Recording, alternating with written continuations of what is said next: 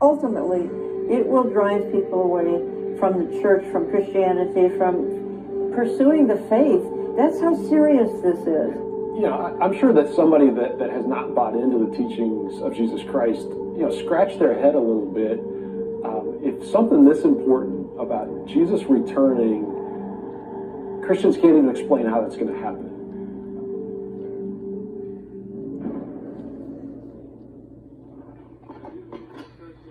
After all, if the validity of biblical prophecy can be confirmed by historical discoveries, then why can't most Christians get on the same page when it comes to the return of their Messiah?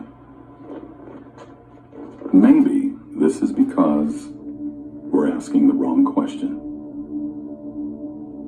There is so much infighting about when Jesus is coming back. Nobody stopped and asked why. But the fact is, the timing is not nearly as important as the why of his return. People forget to even ask, why is Jesus coming back? Why is all this going to happen? Why must there be an end of the world? And I think we're focusing on the wrong thing. The issue is, why does the rapture have to happen? What's the point to it all? So, what is the point? Are the events of the end times simply a sequence of ancient superstitions? Or do those that were with Christ understand something much greater that was buried by the sands of time? Before our story can begin, we need to first understand that Jesus wasn't simply a Jew. More specifically, he was a Galilean. Not only that, but Jesus' disciples were all Galileans as well.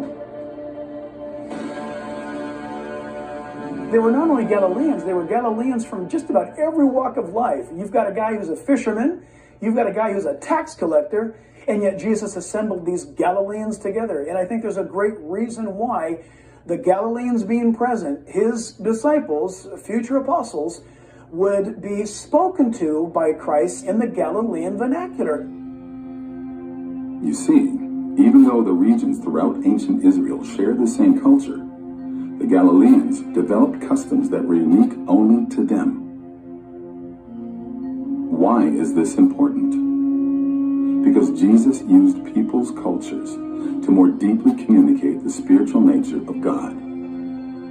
He used words and symbols and analogies and parables for them to understand. You see it on the Sermon on the Mount, speaking to them in ways that they can understand. Speaking to them about being fishers of men, for example. Why would you use that analogy unless you knew that these are fishermen? Everything he said, it was based on life that he lived, culture that he belonged to. I think it's hard for us to understand in our day what it was like for them in their day. When Jesus spoke, it was from the heart to their heart. There was a profound connection made. The first century believers had such a clear understanding of what Jesus was saying. He gave them clear revelation. So, it's no wonder that one day his disciples came to him to ask about the fulfillment of God's plan for the future. And Jesus answered them in shocking detail. And he uses illustrations that they can understand that tells them the world is going to come to an end someday. And here's how it's going to happen. So, to fully understand the depths of what Jesus could have revealed to the Galileans regarding how and why he would return in the last days, we must understand the unique culture to whom he was speaking. We need to see the Messiah through their eyes.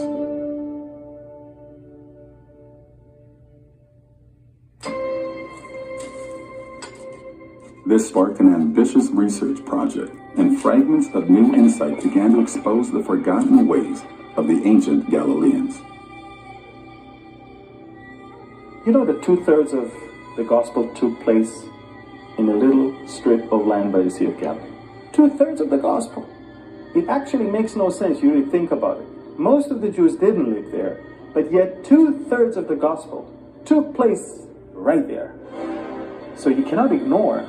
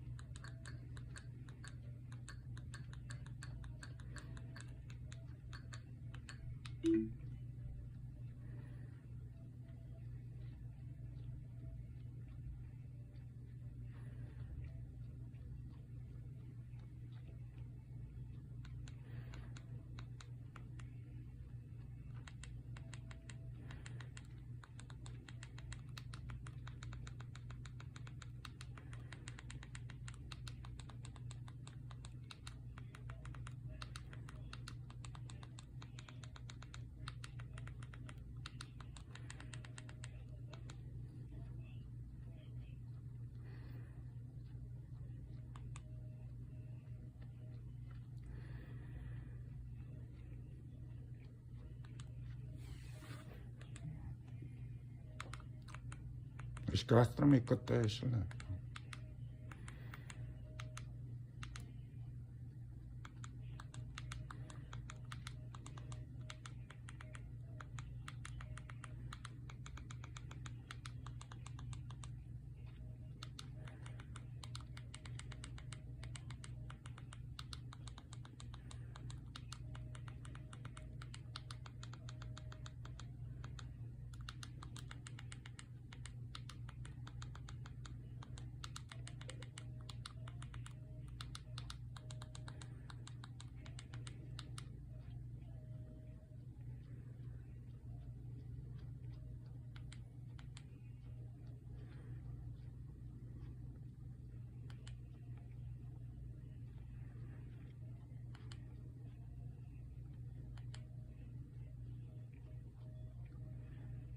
The Levant is the large area in Southwest Asia, south of the Taurus Mountains, bounded by the Mediterranean Sea in the west, the Arabian Desert in the south, and Mesopotamia in the east.